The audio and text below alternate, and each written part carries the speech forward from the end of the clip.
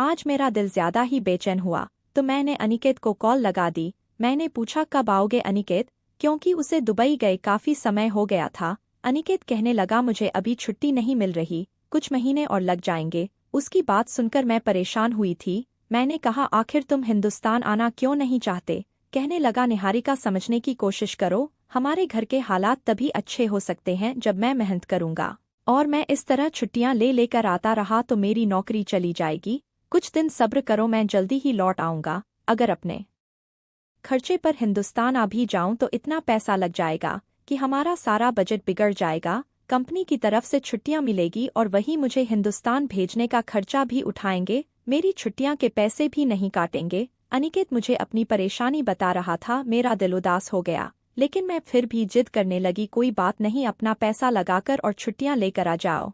अनिकेत कहने लगा इतना पैसा हिंदुस्तान आने में लगा दूंगा तो घर कैसे चलेगा, कुछ महीने इंतजार कर लो। अनिकेत की बात सुनकर मैं चुप हो गई। शादी के 1.5 महीने बाद ही अनिकेत दुबई चला गया था और अब हमारी शादी को 2 साल होने वाले थे और मैं उसका इंतजार करते करते पागल हो रही थी। नई नई शादी को एंजॉय करने के मेरे सारे सपने टूट कर रह गए थे। कितने सपने सजाए थे कि मैं अपने पति के साथ हर जगह घूमने जाऊंगी, हम प्यार भरी बातें करेंगे, एक दूसरे से मोहब्बत का इजहार करेंगे, हर रात मेरी अनिकेत की बाहों में गुजरेगी। लेकिन सारे सपने कांच की तरह टूट कर बिखर गए थे।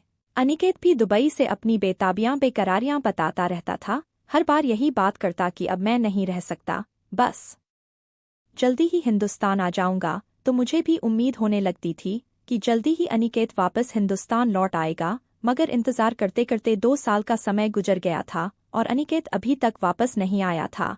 वह हर बार कोई नया बहाना बनाकर मुझे टाल देता था। मेरा दिल बहलाने की कोशिश करता कि निहारिका बात समझने की कोशिश करो, मेरे लिए भी आसान नहीं है तुमसे और घर वालों से इतना दूर रहना।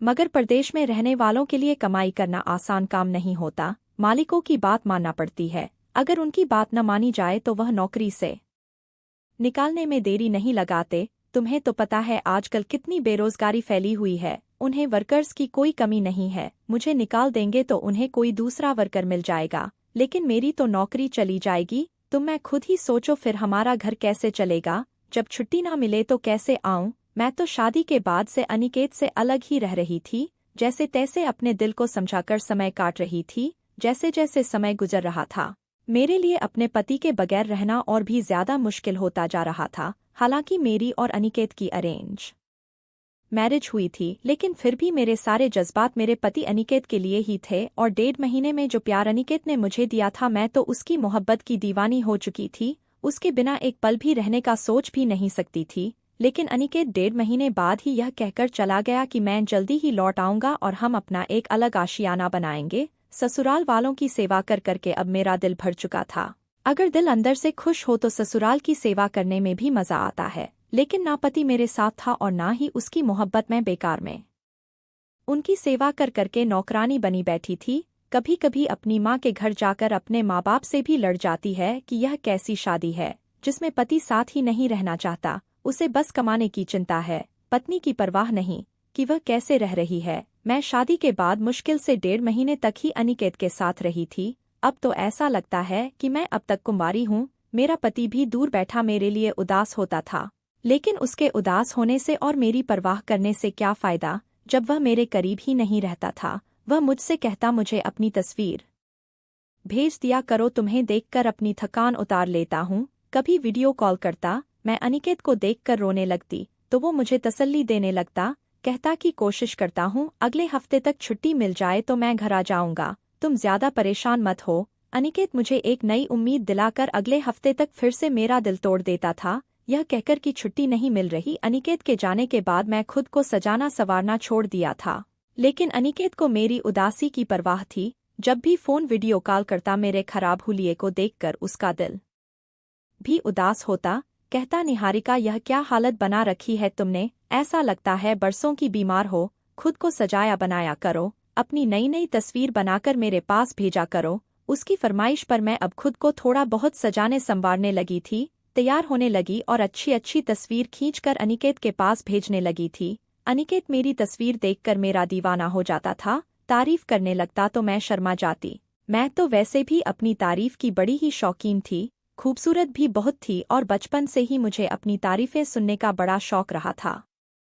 अभी जब अनिकेत मेरी तारीफ करता तो मैं अपनी सारे दुखों को भूल जाती, उसके जुमले पर मेरा दिल बहने लगता था। मगर मेरी सास को मेरी यह मुस्कुराहट भी रास नहीं आई थी। एक दिन मुझे बुलाकर बोली, तुम्हारा पति तो घर पर नहीं रहता, तुम किसके लिए इतना तैयार होने लगी हो? मैं एकदम से बौखला गई। मैंने कहा, मम्मी जी, वह अनिकेत वीडियो कॉल पर बात करते हैं तो मुझे उजड़े हुए हुलिये में देखकर शिकायत करते हैं, इसलिए उनके कहने पर खुद को थोड़ा सजा सवार कर रखती हूँ। मेरी सास बड़ी पुराने ख्याल की थी और अनिकेत का मुझे यूं प्यार जताना मेरी सास को एक आंख नहीं पाया था। माथे पर बल डालकर कहने लगी, तो अनिकेत दिन में एक बार वीडियो कॉल करता है, लेकिन तुम तो पूरा दिन लिपी पुती फिरती रहती हो। क्या जरूरत है इस तरह श्रृंगार करके घर में घूमने की? घर में जवान देवर है, जेठ है, इस तरह सजी सबरी घूमोगी तो उनका ध्यान तुम्हारी तरफ खींचेगा, थोड़ा ख्याल किया करो। मैं चुप हो गई। मेरा एक देवर और एक जेठ था। अनिकेत अपने भाइयों में दूसरे नंबर पर था, मगर इस घर में मैं पहली बहू थी।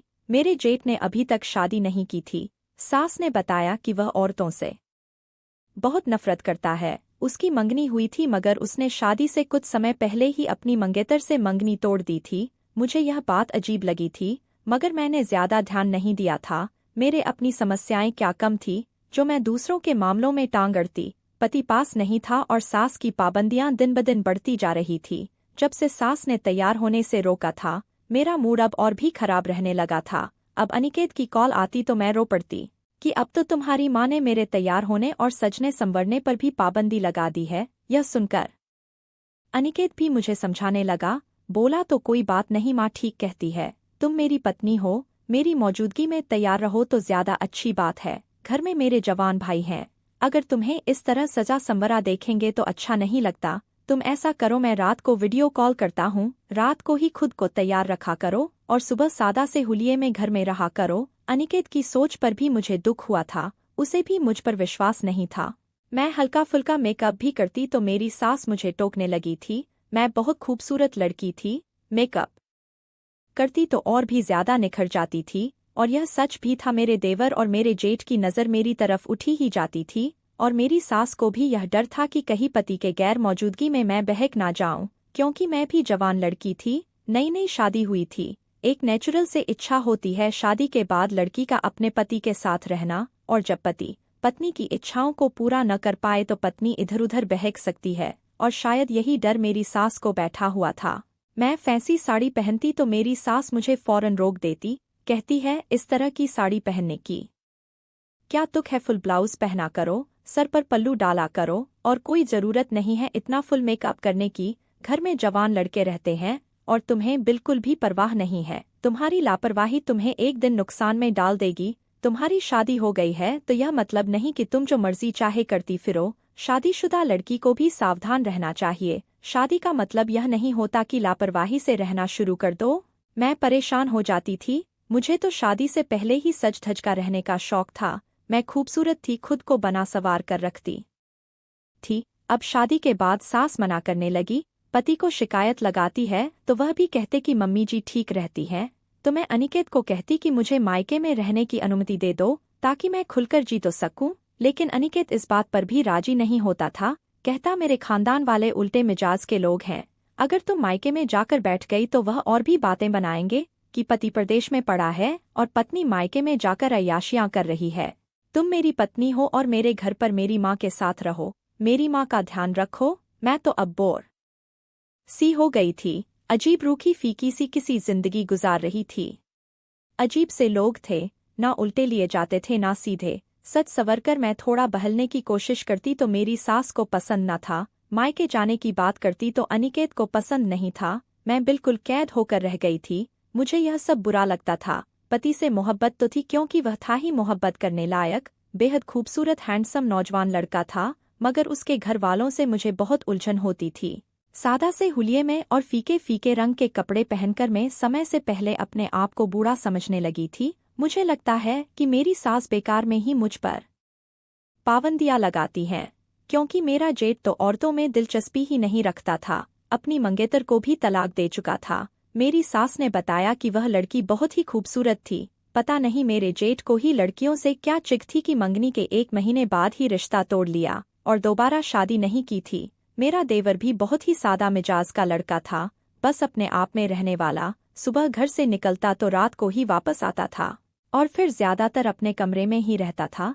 ना कोई गैर जरूरी बात करता, ना कमरे से बाहर निकलकर बैठकर टाइम पास करता था। और वैसे भी उसकी भी मंगनी हो चुकी थी, मगर शादी इसीलिए रुकी हुई थी क्योंकि मेरी सास उसकी शादी से पहले मेरे जेठ की शादी करना चाहती थी, क्योंकि मेरे जेठ सब भाइयों में बड़े थे और मेरी सास उसकी शादी करके इस फर्ज से भी आज़ाद होना चाहती थी। खानदान वाले भी उंगलियां उठाने लगे थे कि आखिर इसमें ऐसी क्या कमी है कि वह शादी नहीं कर रहा। अब तो लोग उल्टी सीधी बातें भी बनाने लगे थे कि जरूर लड़का शादी के लायक नहीं है, तभी वह शादी नहीं कर रहा। हालांकि मेरा जेठ अच्छे भला सेहतमंद था, अच्छी शक लसूरत का मर्द था। ना जाने क्यों उसे औरतों से उलझन होती थी। अब तो मुझे भी यही लगने लगा था कि शायद मेरे जेठ के अंदर मर्दाना ताकत की कमी है और वह औरतों को खुश नहीं कर पाएगा, इसलिए वह शादी नहीं करता। और ये अच्छा ही था कि किसी दूसरी औरत की जिंदगी बर्बाद करने से अच्छा वह शादी ही ना करे। पता नहीं क्यों मेरी सास इस बात को नहीं समझती थी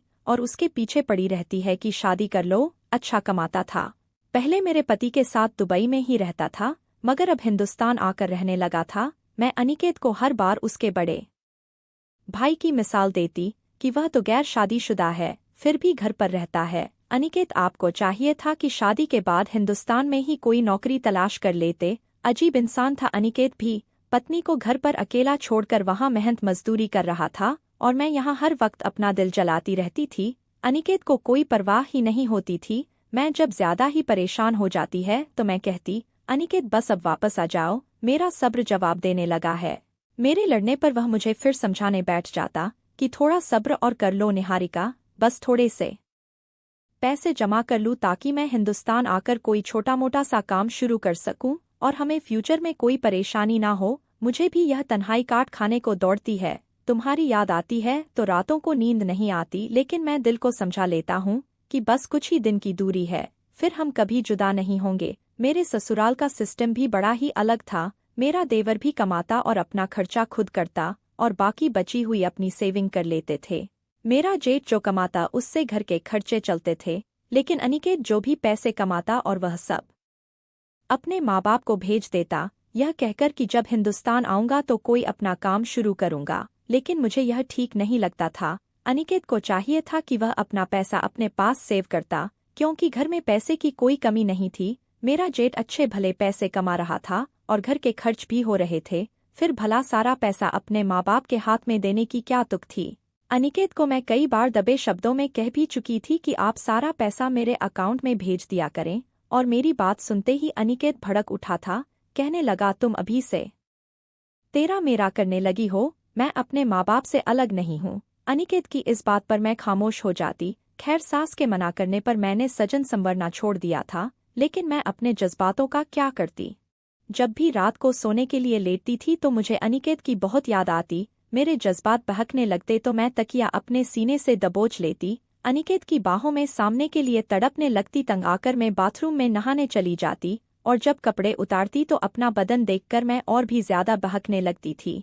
अब मुझे अजीब सी आदत होने लगी थी। मैं जब भी नहाने जाती तो अपनी तस्वीर बना लेती थी और उन्हें देखकर पता नहीं क्यों मैं खुश होती रहती थी। अब तो यह आदत मेरी इतनी ज्यादा बढ़ चुकी थी कि मैं ज्यादातर समय अपना बाथरूम में ही गुजारने लगी थी और नहाने के बीच अलग अलग पोज में अपनी तस्वीर बनाती रहती थी। अब तो मेरा दिल मेरे बस से बाहर होता जा रहा था और फिर एक दिन जज्बातों में भरकर मैंने एक ऐसा कदम उठा लिया जो शरीफ औरतों को शोभा नहीं देता, मगर मैं अपने खूबसूरत बदन की तारीफें सुनना चाहती थी। मैं चाहती थी मर्द मेरे इस खूबसूरत से फिगर की तारीफ करें, और इसीलिए यह काम करते हुए मुझे उस समय बिल्कुल भी शर्मिंदगी नहीं थी। लेकिन मुझे नहीं पता था यह कदम मेरी जिंदगी में क्या तूफान मचाकर रख देगा।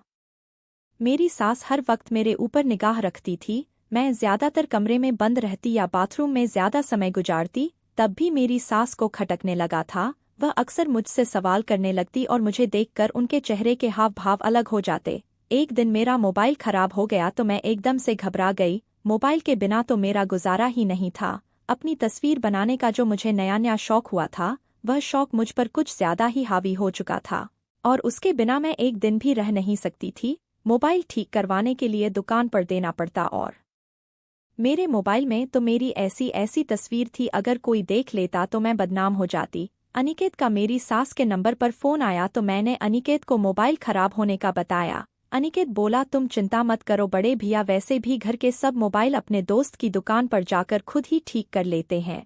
तुम भी सुनील भैया को फोन दे दो, वह तुम्हारा फोन ठीक कर देंगे। मुझे भी थोड़ा सुकून हो गया था कि चलो मेरा जेठ इस टाइप का मर्द नहीं है कि वह मेरे मोबाइल में ताका झाकी करेगा। मेरे जेठानी लोग पूछा तो मैं बता दिया। सुबह के समय अपने जेठ को फोन दिया था और वह शाम को ही ठीक करवा कर ले आया। मैं जेठ के कमरे से मोबाइल लेने गई तो सास ने जेठ के कमरे से निकलते देख लिया और वो एकदम से घबरा गई। मुझे बुलाकर सवाल करने लगी, तुम सुनील के कमरे में क्यों गई थी? मैंने उन्हें समझाया कि मम्मी जी, मेरा मोबाइल खराब हो गया था और वही ठीक करवाने को दिया था, वही लेने गई थी। मगर पता नहीं मेरी सास को हर वक्त मुझ पर शक क्यों रहता था।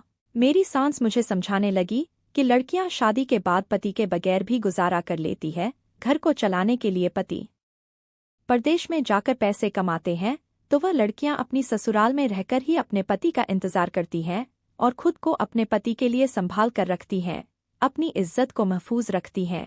तुम भी अपना ख्याल रखा करो। मैं तुम्हारी माँ जैसी हूँ, इसीलिए तुम्हें समझाने की कोशिश कर रही हूँ। औरत की इज्जत कांच की तरह होती है, अगर एक बार उसमें दरार आ जाए तो फिर वह दरार कभी भरती नहीं है। गैर मर्दों से हमेशा दूरी बनाकर रखनी चाहिए, क्योंकि गैर मर्द गैर ही होता है। तुम्हारा जेठ भी आखिर को मर्द है और जवान है, उससे ज्यादा फ्री मत हुआ करो, दूरी बनाकर रखा करो। मुझे अपनी सास की यह नसीहत बहुत बुरी लगी थी, लेकिन मैं चुप रही। मगर मेरी सास की अगली बात मुझे घबराहट में डाल गई थी। वह बोली, तुम बहुत अजीब हरकतें करने लगी हो। कभी तुम सच सबर कर कमरे से बाहर आ जाती हो, कभी तुम्हें कमरे में बंद होने की जल्दी होने लगती है। नहाने जाती हो तो घंटों बाथरूम में बंद रहती हो। मैं मुंह खोल अपनी सास को देखने लगी। मेरी सास इतनी छोटी छोटी सी बातें भी महसूस कर रही थी। मैं हैरान हुई थी, आखिर मेरी सास को मुझसे प्रॉब्लम क्या थी। मेरी कोई भी बात मेरी सास से बर्दाश्त नहीं होती थी, लेकिन सच तो यह था कि मेरी सास ने दुनिया देखी थी। वह एक अनुभवी औरत थी, उन्हें मेरे अंदर बदलाव महसूस हो रहे थे, इसलिए वह मुझे समझती थी। उन्हें पता था कि मैं एक जवान लड़की हूँ और कहीं मैं राह से भटक न जाऊं, क्योंकि मैं अपने पति के बगैर रह रही थी। और शायद अब वह समझने लगी थी कि मुझे पति के बगैर रहा नहीं जाता, लेकिन मैंने अपनी सास की बातों को नज़रअंदाज करना शुरू कर दिया था। मगर एक दिन अनिकेत ने मुझे बताया कि मम्मी अब हर वक्त जिद करने लगी है कि सारा काम धंधा छोड़ो और हिंदुस्तान आ जाओ। पता नहीं मम्मी को क्या हो गया है। पहले तो खुद ही कहती थी कि इतना पैसा जमा कर लो कि खुद का कारोबार शुरू कर लो, फिर हिंदुस्तान आकर सेटल हो जाना। लेकिन अब वह कहती है कि सारा काम धंधा छोड़कर हिंदुस्तान आकर बैठ जाओ और यही कोई नौकरी तलाश कर लो। अनिकेत की बात सुनकर मैं हक्का बक्का रह गई थी और अनिकेत की अगली बात पर तो मेरा जी चाहा अपना सर पीट लूं। मेरी सास ने अनिकेत को यह भी कहा था कि निहारिका धीरे धीरे दिमागी मरीज बनती जा रही है। पता नहीं वह कैसी उल्टी सीधी हरकतें करने लगी है। इससे पहले कि तुम कोई बड़ा नुकसान उठाओ, हिंदुस्तान जल्दी लौट आओ। अनिकेत मुझसे सवाल करने लगा, तुम सारा सारा दिन क्या करती रहती हो? कि मम्मी जी भी अब डरने लगी है। अब मैं अनिकेत की बात का क्या जवाब देती? शर्मिंदगी से जमीन में गड़ गई थी। मेरी सास शायद मेरा राज जान चुकी थी। मैंने रोते हुए अनिकेत से कहा, तुम्हारी माँ मुझे कमरे से निकलने से रोकती है, क्योंकि घर में जवान देवर और जेठ रहते हैं। अब मैं कमरे में बंद रहने लगी हूँ, तब भी तुम्हारी माँ मुझ पर शक करने लगी है। मैं अकेले कमरे में पड़ी रहती हूँ, कोई गुनाह नहीं कर रही। मुझे बता दो फिर मैं क्या करूं? ना घर में सज सवर कर घूमूं, ना मायके में रहूं, ना कमरे में बंद रहूं। आखिर करूं तो क्या करूं? मैं गुस्से से फट पड़ी थी। गुस्से की तेज तो मैं शादी से पहले ही थी। मेरी माँ भी मेरी इस बात से डर जाती थी कि गुस्से में मुझे कुछ भी दिखाई नहीं देता था, ना ही मैं सामने वाले का कोई लिहाज करती थी। जो मुंह में आता बदतमीजी कर जाती थी। और शादी के बाद पति की दूरी ने तो मुझे और भी चिड़चिड़ा बना दिया था। और फिर मेरे दिल में चोट था, इसलिए मैं डर भी गई थी और चीख चिल्लाकर अपने आप को सही साबित करने लगी थी। मेरे रोने पर चीखने चिल्लाने पर अनिकेत कुछ गड़बड़ गया और सफाइयां देने लगा। कहने लगा, मेरी माँ को गलतफहमी हो गई होगी, सादा मिजाज की औरत है, इसलिए छोटी छोटी सी बात को महसूस करती हैं। उनकी बात पर ज्यादा ध्यान मत दो। मैं अनिकेत से लड़ने लगी तो फिर जल्दी से हिंदुस्तान आ जाओ या फिर मुझे मेरे मायके भेजो। अब मेरा इस घर में दम घुटता है। अनिकेत भी परेशान हो गया था। वह अपनी माँ को फोन करके मना करने लगा कि निहारिका को रोक टोक मत किया करें, वह पहले ही मेरे बिना परेशान रहती तन्हाई का शिकार है। और फिर उस दिन के बाद से मेरी सास ने मुझे रोक टोक करना छोड़ दिया था, मगर उनकी नज़रें अब भी हर वक्त मेरे आसपास घूमती रहती थी। मुझे सास के बदलाव पर हैरत हुई थी। इन 2 सालों में अपनी सास को इतना तो समझ गई थी कि वह किसी के पर्सनल मामलों में दखल नहीं देती थी। मैं भी जब से ब्याह कर इस घर में आई थी, मेरी सास ने हमेशा मुझे सावधान अंदाज में ही बात की थी। लेकिन अब मेरी सास का मुझ पर हर वक्त बातें बनाना और मुझ पर शक करते रहना मुझे परेशान कर रहा था। मेरी सास सोने से पहले 1 गिलास गुनगुना दूध पीती थी। वही देने में अपनी सास के कमरे में गई, लेकिन दरवाजे पर ही मैं रुक गई थी, क्योंकि अंदर से जो बातें आ रही थी उन आवाज़ों में मेरा नाम भी शामिल था। अपना नाम सुनकर ही मैं दरवाजे पर रुक गई थी। मेरा जेठ और सास कमरा बंद करके बातें कर रहे थे, और जो बातें वो कर रहे थे वह सुनकर मेरे होश उड़ गए थे। दिल चाह जेठ का ग्रेवान पकड़ लूं। वह इतना गिरा हुआ इंसान था, लेकिन मैं बेकार का झगड़ा मोल लेना नहीं चाहती थी। अपने कमरे में आकर सर पकड़ कर बैठ गई। मैं उन बातों को सोच सोच कर पागल हो रही थी। मैं तो अपने जेठ को बहुत ही सीधा साधा इंसान समझती थी, लेकिन मैं नहीं जानती थी वह इस टाइप का मर्द था। शर्मिंदगी और अपमान से मेरी हालत खराब होने लगी। मुझे अपने पति को बताते हुए भी शर्म आ रही थी। उस रात पूरी टेंशन में निकल गई थी, और इस टेंशन में अपना मोबाइल खोलकर बैठ गई और अपनी तस्वीर देखने लगी। दिल में ऐसे ही शरारत हुई कि एक ऐसे ही सेक्सी सी तस्वीर अनिकेत को भेज देती हूँ, और अगले ही पल मैंने एक बहुत ही खूबसूरत सेक्सी कपड़ों की तस्वीर अनिकेत के नंबर पर सेंड कर दी। मगर अगले ही पल मेरा सांस सीने में ही रुक गया था, क्योंकि गलती से मैंने वह अपनी तस्वीर अपने जेठ के नंबर पर सेंड कर दी थी। मैंने समय देखा, रात का 1 रहा था। मैंने सोचा इस समय तो मेरा जेठ सो रहा होता है, लेकिन मैं सुबह का इंतजार नहीं कर सकती थी। अगर मेरा जेठ जाग जाता तो मेरी तस्वीर देख लेता, और फिर मैं उससे नजरें मिलने के काबिल ना रहती। मेरी तस्वीर ऐसी नहीं थी कि कोई गैर मर्द उसको देखता। मैं कोई बहाना भी नहीं बना सकती थी। मुझे कुछ समझ नहीं आ रहा था क्या क्या करूं। परेशानी से अपने कमरे में इधर-उधर टहलने लगी। सोच सोच कर पागल हो रही थी, अब क्या करूं। रात के समय अपने जेठ के कमरे में जाती तो मेरा तमाशा बन जाता। हालांकि मैंने अपनी तरफ से वह पिक्चर डिलीट कर दी थी, लेकिन मुझे फिर भी डर था कि कहीं वह तस्वीर मेरे जेठ के फ़ोन में सेव ना हो गई हो, क्योंकि आजकल तो ऐसे टेक्नोलॉजी आ गई है कि डिलीट मैसेज भी आराम से देखे जा सकते हैं। मैंने सोचा क्यों ना मैं अपने जेठ के कमरे में जाकर उसका मोबाइल उठाकर उस तस्वीर को डिलीट कर दूं, लेकिन मैं ऐसा करती तो मेरा जेठ मुझे गलत लड़की समझ लेता। फिर भी मैंने डरते डरते कमरे से बाहर झाँका। घर में बिल्कुल सन्नाटा छाया हुआ था। सब अपने अपने कमरों में सुकून से सो रहे थे। मेरी तो नींदें उड़ चुकी थी। जब तक मैं अपने जेठ के मोबाइल से अपनी तस्वीर डिलीट ना कर लेती मुझे चैन नहीं आता। मैंने अपने कमरे से कम बाहर निकाला और दबे पाँव अपने जेठ के कमरे की तरफ बढ़ गई। मेरा दिल बुरी तरह धड़क रहा था। मुझे डर लग रहा था कि अगर मेरे सासे या ससुर ने देख लिया तो मुझ पर शक करते। धीरे से दबे पाँव जेठ के कमरे में पहुंची तो वहां भी अंधेरा छाया हुआ था। मेरा जेठ अपने बिस्तर पर सुकून से सो रहा था। मैं बड़े ही सावधान अंदाज से चलते हुए बेड की साइड वाली मेज के करीब पहुंची। खुशकिस्मती से मोबाइल वहीं पड़ा था। मैंने मोबाइल उठाकर खोला तो उसे पर फिंगरप्रिंट लॉक था। अब मैं क्या करती। मैं अपने जेठ को देखने लगी। थोड़ी सी कोशिश करने मेरे लिए वह लॉक खोलना आसान हो सकता था। मैं नींद में पड़े अपने जेठ के करीब आई और उसका अंगूठा मोबाइल की स्क्रीन से लगाया तो फौरन ही मोबाइल का लॉक खुल गया था। मैंने जल्दी से हाथ चलाते हुए अपनी तस्वीर डिलीट करने के लिए तस्वीर का फोल्डर खोला, मगर वह खोलते ही मेरे सर पर पूरे घर की छत गिरी थी, क्योंकि मेरे जेठ की मोबाइल पर मेरी वही एक तस्वीर नहीं बल्कि न जाने कितनी तस्वीर और वीडियो थी, जिन्हें देखकर मैं हैरान रह गई थी। यह वही सारी वीडियो और तस्वीर थी जो मैं अकेले में बनाया करती थी, और उन तस्वीरों को अपने अलावा मैं किसी को दिखाने के बारे में सोच भी नहीं सकती थी, क्योंकि वह तस्वीर ऐसी नहीं थी कि मेरे अलावा या अनिकेत के अलावा उन्हें कोई तीसरा देखता। मैं फटी फटी आंखों से अपने जेठ का मोबाइल देख रही थी। मेरे हाथ बुरी तरह कांपने लगे। तस्वीरें देखकर मुझे एक पल लगा था यह पहचाने में कि मेरे जेठ ने वो तस्वीरें कहाँ से हासिल की थी। अपना राज खुल जाने पर मेरे रोंगटे खड़े हो गए थे। मैं तो यह सोचकर जेठ के कमरे में आ गई थी कि जेठ को औरतों में दिलचस्पी ही नहीं है, मुझे भी कोई खतरा नहीं होगा।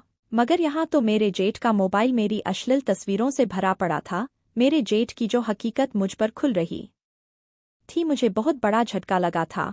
उस दिन मेरी सास के कमरे में बैठकर मेरी सास के कान भर रहा था कि आपकी बहू कमरे में बंद होकर गलत काम करती है, उसकी चाल चलन ठीक नहीं है, ना जाने यह लड़की किन चक्करों में पड़ी है। माँ, आपने गलत लड़की को चुन लिया है। आपने लड़की की खूबसूरती के साथ साथ उसके चरित्र की भी अच्छे से जांच पड़ताल करनी थी। उस समय मैं अपने जेठ के ये शब्द सुनकर हैरान रह गई थी। मुझे गुस्सा भी बहुत आया था।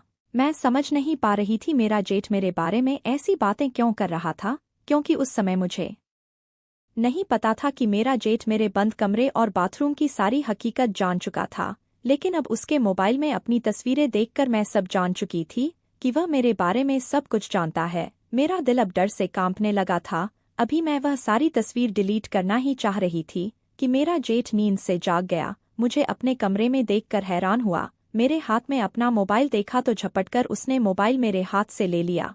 गुस्से से बोला, मेरे कमरे में इस वक्त क्या कर रही हो? मुझे जेठ पर बहुत गुस्सा आया। मैंने कहा कि मेरी तस्वीर क्यों बनाई? मैं इस घर की बहू हूँ, कैसे बेगैरत मर्द हो अपनी भाभी की ऐसी तस्वीर मोबाइल में रखी हुई है। मेरा जेठ मजाक उड़ाने वाले अंदाज में हंसा था। फिर कहने लगा, मैंने कोई तस्वीर नहीं बनाई, तुम अपने कमरे में होती हो, कैसे मैं तुम्हारी तस्वीर बना सकता हूँ? यह तस्वीरें तो तुमने खुद बनाई है, बल्कि तुमने ही मुझे दी है। मुझे अपने जेठ के सफ़ेद झूठ पर गुस्सा आया था। मैं भला उसे अपनी ऐसी तस्वीर क्यों देती?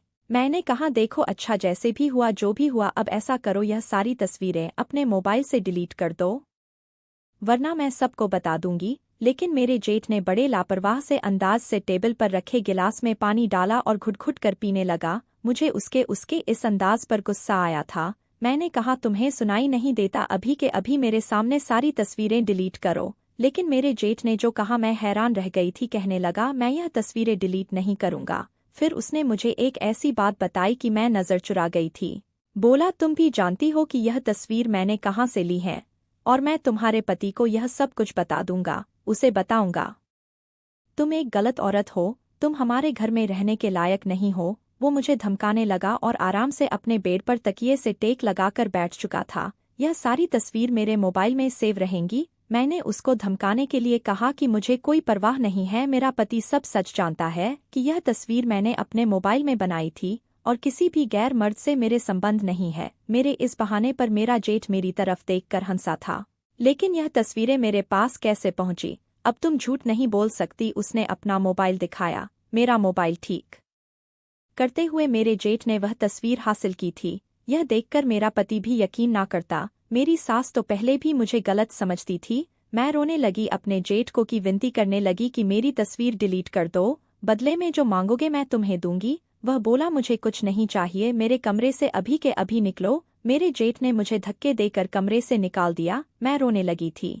मैं तो सोच चुकी थी कि यह तस्वीर डिलीट करने के लिए मेरा जेठ जो कहेगा मैं वह सब कुछ कर दूंगी। अगर वह मेरे साथ रात बिताने की बात भी करता तो मैं यह भी कर जाती। उस समय मेरी सोचने समझने की सारी ताकतें खत्म हो चुकी थी। मुझे दिखाई दे रहा था तो बस अपनी वह तस्वीरें जो मैं किसी भी कीमत पर नहीं चाहती थी कि यह राज मेरे पति अनिकेत के सामने आए। अगर वह राज अनिकेत के सामने आ जाता तो वह मुझे तलाक दे देता, और इसीलिए मैं अपने जेठ की हर बात मानने को तैयार थी, जायज़ नाजायज़ हर तरीके की। मगर मेरे जेठ ने तो मुझे धक्के देकर कमरे से निकाल दिया था।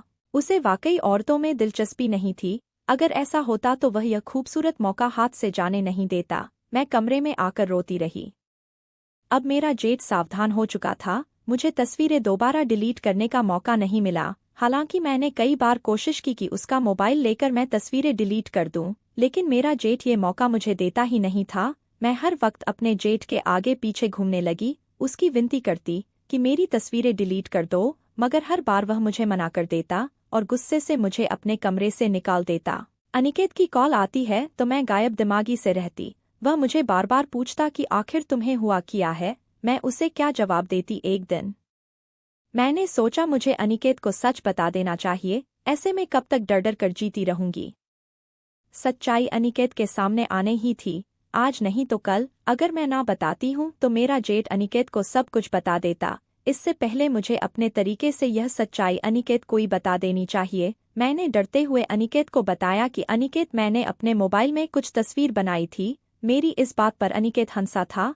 कहने लगा, तो क्या हुआ, तुम्हारा मोबाइल है और मोबाइल से फोटो खींचना कोई गलत बात नहीं है। मैंने डरते हुए कहा, लेकिन अनिकेत वह तस्वीर कुछ अलग है। मेरा मतलब है मुझे ऐसी तस्वीरें नहीं खींचना चाहिए थी। वह तस्वीरें मैंने बाथरूम में नहाते हुए बनाई थी। अनिकेत तो यह बात सुनकर भड़क उठा था, कहने लगा अभी के अभी वह सारी तस्वीरें डिलीट करो, शरीफ औरतों की यह काम नहीं होते, मोबाइल तो कभी भी चोरी भी हो सकता है। तुमने इस तरीके की तस्वीर अपने फ़ोन में क्यों लगा रखी है? गलती से किसी के हाथ में आ गया तो तुम्हारी सारी तस्वीरें वायरल हो जाएंगी, हम किसी को मुंह दिखाने के काबिल नहीं रहेंगे। अनिकेत मुझे डांट रहा था, लेकिन अभी तो मैंने अनिकेत को सिर्फ अधूरा सच ही बताया था, पूरा सच नहीं बताया था कि मैं यह तस्वीर अपने मोबाइल में बनाती यूं थी। अगर मैं यह तस्वीरें बनाने का कारण अनिकेत को बता देती तो शायद वह अभी के अभी मुझे तलाक देकर घर से निकाल देता। अब मैं खुद को कोसने लगी, काश मुझे यह गलत लत ना लगी होती तो आज मैं इस मुश्किल का शिकार ना होती। उधर अपने जेठ को मनाती रहती, एक बार वह मेरी तस्वीर डिलीट कर दे, आगे से मैं ऐसा काम नहीं करूंगी, मैं तौबा कर चुकी हूँ। मगर तब जेठ ने मुझसे ऐसी बात कही कि मैं मुंह खोले अपने जेठ को देखती रह गई। अपने जेठ का मकसद जानकर मेरी आत्मा कांप उठी थी। बार बार अपने जेठ के आगे पीछे घूमना, छुप छुप कर उसके कमरे में आना जाना मेरी सास की नज़र में भी आ गया था। मेरी सास के भी होश उड़े थे, बोली बहू किन चक्करों में रहने लगी हो, हमारे घर के ऐसे रिवाज नहीं है, तुम्हारा जेठ कुंवारा मर्द है, उसकी खाली कमरे में बार बार क्यों जाती हो? सास की बात सुनकर मैं बौखला गई थी। मेरे पास कोई बहाना नहीं था, क्योंकि मेरी सास ने कभी भी मुझे जेठ की जिम्मेदारी नहीं दी थी। मेरी सास अपने बेटों की जिम्मेदारियां खुद पूरी करती थी। मैंने कमज़ोर से बहाना बनाया कि मैं अपना मोबाइल ठीक करवाने जाती हूँ, बार बार खराब हो जाता है, लेकिन मेरी सास का शक दूर नहीं हुआ था। सर झटक कर बड़बड़ाने लगी कि अनिकेत को जल्दी ही वापस बुलाती हूँ, तुम्हारा चलन अब ठीक नहीं लगता, तुम मेरे घर का माहौल खराब कर रही हो। मैं शर्मिंदगी से नज़र झुका गई थी। सास को क्या बताती है कि मैं क्या कर चुकी थी? मेरा तो जीना हराम हो चुका था। 1 महीना गुजर गया था, अब मेरा जेठ मुझे कमरे में बुलाता और जी भरकर मुझे ब्लैकमेल करता था। हर बार मैं उसके कमरे में जाती और रोते हुए निकलती थी। पूरा महीना इसी परेशानी में गुजर गया था। मुझे जब मौका मिलता मैं अपने जेठ की विनती करती कि अब तो मुझ पर दया करो। मुझ पर जुल्म करते करते 1 महीना पूरा हो चुका है, मैं घुट घुट का रोती रहती हूँ, तुम्हें मुझ पर दया क्यों नहीं आती? मेरा जेठ नरम नहीं पड़ा था, अब सास भी मुझ पर शक करने लगी थी। और 1 महीने बाद ही अनिकेत वापस हिंदुस्तान लौट आया। मैं अपने पति को देखकर पत्थर की बन गई थी। खुशी की बजाय मेरा दिल डर से सिकुड़ गया था। मेरा पति हंसता मुस्कुराता मेरे पास आया तो मैं डर से सफ़ेद पड़ गई। मैं अब वैसी नहीं रही थी जैसी वह छोड़ कर गया था। मेरा सच जानकर मेरा पति मुझे तलाक दे देता और यही सोचकर मेरा दिल डूबता रहता। मैंने मुश्किल से अपने आप पर काबू पाया और मुस्कुराहट सजाई थी। मेरा दिल रो रहा था, काश मैं पहले की तरह पवित्र और बेदाग रहती तो पति के आने पर मैं भी खुश हो जाती। मेरा पति मेरे लिए ढेरों सामान लेकर आया था। वह बोला मेरे लिए भी इतना समय तुमसे दूर रहना बहुत मुश्किल था, मगर मैं तुम्हारे और अपने फ्यूचर के लिए मेहनत कर रहा था ताकि हमें कभी तंगी ना हो। वह मेरा धन्यवाद कर रहा था कि मैंने उसका इंतजार किया। मैं अनिकेत की बात पर शर्मिंदगी से रोने लगी। मैं थक चुकी थी, खुद पर गुनाह का बोझ लादे बैठी थी जो मुझे मेरी ही नज़रों में गिरा गया था। मेरे रोने पर अनिकेत परेशान हो गया, मुझसे पूछने लगा क्या हुआ? अब तो आ गया हूँ, अब क्यों रो रही हो? मैंने झूठ बोल दिया। मैंने कहा यह तो खुशी के आंसू है। पति के आने के बाद भी मैं अपने जेठ से अकेले में यही विनती करती थी कि मुझ पर दया करो, मुझे बर्बाद मत करो। मैं आम सी लड़की थी, गलती से पाप कर बैठी, मगर अब पछता रही हूँ। मेरा जेठ बोला कि मैं तुम्हारी सच्चाई अनिकेत को जरूर बताऊंगा। ठीक है, अगर वह इतने बड़े दिल का मालिक हुआ और सब कुछ सच्चाई जानकर तुम्हें माफ कर देगा तो फिर मैं तुम्हारे रास्ते से हट जाऊंगा, कभी भी तुम्हारी राह में रुकावट नहीं बनूंगा। मैं एक गैरतमंद मर्द हूँ और मेरा ज़मीर इस बात की इजाज़त नहीं देता कि मैं एक ऐसी औरत को अपनी घर में स्वीकार करूं जो गैर मर्दों के अलावा मेरे भाई के सामने भी अपना आप पेश करती रही हो। मगर हो सकता है मेरे भाई का दिल इतना बड़ा हो और वह तुम्हें माफ कर दे। अगर मैं उसकी जगह होता तो तुम्हें कभी भी माफ ना करता। जेठ के मुंह से यह सुनकर मैं लड़खड़ा गई थी। पहले दिन मैं जब जेठ के कमरे में गई थी, उसी रोज से वह मुझे अपमानित कर रहा था और हैरान भी कर रहा था। जब मैंने उसे वीडियो और तस्वीरें डिलीट करने के लिए बोला था, जेठ ने तभी कहा था कि अब मुझे अनिकेत का इंतजार है, मैं उसे तुम्हारा यह कारनामा जरूर दिखाऊंगा। अगर मैं खुद मोबाइल ठीक ना करता तो मुझ पर कभी भी यह राज न खुलता कि तुम छुप छुप कर मेरे भाई की इज्जत नीलाम करती हो। मैं अपनी इस गलती पर सर पकड़कर रोती थी। अपनी फोटो डिलीट करवाने के लिए मैंने अपने जेठ के सामने अपना आप भी पेश कर दिया था और मेरा जेठ मेरे इस ऑफर पर हक्का बक्का रह गया था। बोला, तुम तो वाकई बहुत ही नीच लड़की हो। मैंने सोचा था कि तुम सिर्फ तस्वीरों तक ही सीमित रहती हो, लेकिन तुम तो अपना शरीर भी मुझे सौंपने पर राजी हो गई। अगर तुम मेरे साथ यह काम करने को तैयार हो तो तुम किसी दूसरे मर्द के साथ भी यह काम कर सकती हो। तुमने तो अपनी सारी हदें पार कर दी। तुम एक धोखेबाज और चरित्रहीन लड़की हो जो पति के गैर मौजूदगी में गैर मर्दों से जिस्मानी सुकून हासिल करना चाहती हो। मैं इतने अपमान पर कट कर रह गई थी, मगर मेरे जेठ ने मुझे हाथ भी नहीं लगाया था, बल्कि मेरी ऑफर पर उसने गुस्से से कहा, मैं तुम जैसी औरत को छूना भी पसंद नहीं करता। मेरी मंगेतर भी बहुत ही हसीन लड़की थी, उसकी खूबसूरती देखकर हर कोई इसका दीवाना हो जाता था। मैं भी हो गया था, मैं भी उससे प्यार कर बैठा था, लेकिन मैंने उससे मंगनी तोड़ दी थी। जानती हो क्यों? क्योंकि वह लूज कैरेक्टर लड़की थी, उसके दूसरे मर्दों के साथ भी संबंध थे। मुझे तब से ही औरतों से सख्त नफरत है। क्या हम भाइयों के नसीब में ऐसी ही औरतों रह गई थी? मैं अपने भाई के घर में ऐसी चरित्रहीन औरत बिल्कुल भी बर्दाश्त नहीं करूंगा। मेरा भाई वहां परदेश में तुम्हारे ऐशो आराम के लिए मारा मारा फिर रहा है और तुम यहाँ उसकी इज्जत खराब कर रही हो। जेठ ने मेरे पास कोई रास्ता नहीं छोड़ा था। एक दिन जब घर के सारे लोग घर पर मौजूद ना थे, सिर्फ मेरा जेठ अनिकेत और मैं थी, कि मेरे जेठ ने मेरी सारी असलियत अनिकेत के सामने खोल कर रख दी कि तुम्हारी पत्नी ने फेसबुक पर एक पर्सनल गुप्त अकाउंट बनाया हुआ है, जिस पर ये अपना चेहरा छुपाकर अपनी सेक्सी तस्वीरें डालती है। इसके बदन को हजारों सैकड़ों अय्याश मर्द देखते हैं और इसके फिगर की तारीफें करते हैं और गंदे गंदे कमेंट भी पास करते हैं, और यह लड़की खुश होती है। मैं सर झुकाकर रोने लगी। अनिकेत मुझे अविश्वास से देख रहा था। फिर वह अपने भाई पर गुस्से से चीखा कि आप मेरी मासूम पत्नी पर यह कैसा इल्जाम लगा रहे हैं। मेरे जेठ ने मेरी आईडी खोलकर मेरे पति के हाथ में फोन थमा दिया। मेरा मोबाइल ठीक करते हुए जब मेरे जेठ ने मोबाइल खोला तो सारा मोबाइल चेक किया और वहां मेरी आईडी भी देख ली और उसके स्क्रीनशॉट लेकर रख दिए थे। मैं तो अपनी तरफ से आईडी डिलीट कर चुकी थी, लेकिन वह स्क्रीनशॉट सबूत थे। मैं रोने लगी, अपने पति से अपनी गलती की माफी भी मांगी कि मैं गलती कर बैठी थी। मैं अब अपनी आईडी डिलीट कर चुकी हूँ, मुझे माफ कर दो, दोबारा ऐसी गलती नहीं करूंगी। मैं रोती रही, विनती कर रहती रही, लेकिन अनिकेत ने मुझे धक्के देकर घर से निकाल दिया। मैं रोते हुए माँ के घर आ गई। मैं एक छोटी सी गलती से अपना घर बर्बाद कर चुकी थी। मेरी माँ ने जब सच्चाई सुनी तो उन्होंने भी मुझे ही बुरा भला कहा कि कोई भी मर्द ये बर्दाश्त नहीं करेगा कि उसकी पत्नी उसके अलावा किसी दूसरे को अपनी खूबसूरती दिखाए, और तुमने तो हद ही कर दी। अब मुझे जिंदगी से नफरत हो गई थी। अनिकेत के बिना जीने का मैं सोच नहीं सकती थी। टाइम पास के लिए मैं वह गलत हरकत कर बैठी थी कि शायद इस तरह मैं अकेलेपन का शिकार नहीं होंगी, लेकिन खुद को बर्बाद कर चुकी थी। जिंदगी से तंग आकर मैंने अपने हाथ की नस काट ली। मैं अब जीना नहीं चाहती थी, लेकिन शायद अभी जिंदगी मुझ पर मेहरबान थी। जब होश आया तो मैं हॉस्पिटल के कमरे में थी। अनिकेत मेरे सामने ही बैठा हुआ था, लेकिन उसके चेहरे पर गुस्सा था। अनिकेत के पीछे मेरा जेठ भी खड़ा हुआ था। मैं नजरें चुरा गई और आंसू बहकर तकिए में समाने लगे। मैंने कहा, अनिकेत, मैं इस काबिल नहीं हूं कि अब जिंदा भी रहूं। मैंने तुम्हारा मान तोड़ दिया। मैंने तुम्हारा इंतजार किया, लेकिन खुद को बहलाने के लिए गलत राह पर चल पड़ी थी। मुझे यह नहीं करना चाहिए था।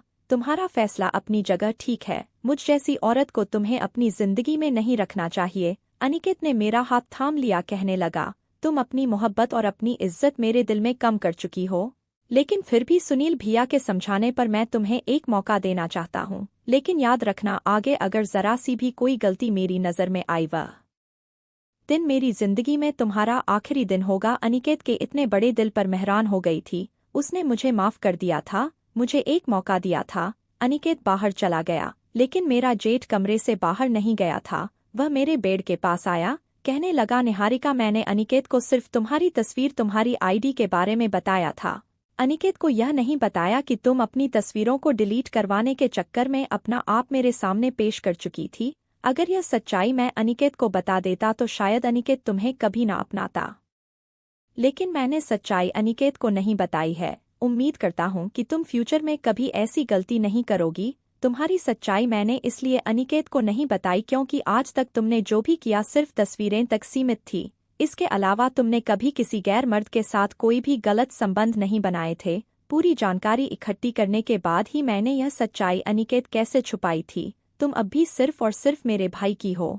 लेकिन याद रखना, जिस दिन मुझे तुम पर शक हुआ मैं खुद सारी सच्चाई अनिकेत को बताकर तुम्हें उसकी जिंदगी से दूर कर दूंगा। मैंने अपने जेठ का धन्यवाद किया था। मेरा जेठ बाकी बहुत ही अच्छा इंसान था। मैंने दिल ही दिल भगवान से प्रार्थना की थी कि उसकी जिंदगी में एक बहुत ही अच्छी और वफादार लड़की आए। कुछ ही दिन बाद ठीक होकर मैं घर वापस आ गई थी। मैंने अपने सारे गलत शौक छोड़ दिए थे और पूरे जी जान से अनिकेत और अपने ससुराल की सेवा में लग गई थी। मैं अनिकेत को या अपनी ससुराल में किसी को भी अब कोई ऐसा मौका देना नहीं चाहती थी कि लोग मेरी तरफ उंगली उठाते। अनिकेत वाकई बहुत अच्छा था। उसने मेरी सारी गलतियों को माफ करके मुझे दिल से अपना लिया था। मुझे वैसा ही प्यार दिया जिसकी मैं हकदार थी। कभी कभी तो मुझे खुद पर ही शर्म महसूस होती है कि मैंने अपने पति की मजबूरी को नहीं समझा और अपने तन्हाई को दूर करने के लिए गलत शौक पाल लिए थे। आखिर में इतना ही कहना चाहूंगी कि लड़कियों की इज्जत कांच की तरह नाजुक होती है, उसे संभाल कर रखें। आपकी एक छोटी सी गलती भी आपकी इज्जत को तार-तार कर सकती है। हर किसी की किस्मत में अनिकेत जैसा सच्चा प्यार करने वाला जीवन साथी नहीं होता। दोस्तों, आज की हमारी यह कहानी आपको कैसी लगी कमेंट बॉक्स में ज़रूर बताना। पसंद आई हो तो प्लीज़ लाइक करना। रोज़ एक नई कहानी सुनने के लिए हमारे चैनल को भी सब्सक्राइब करना।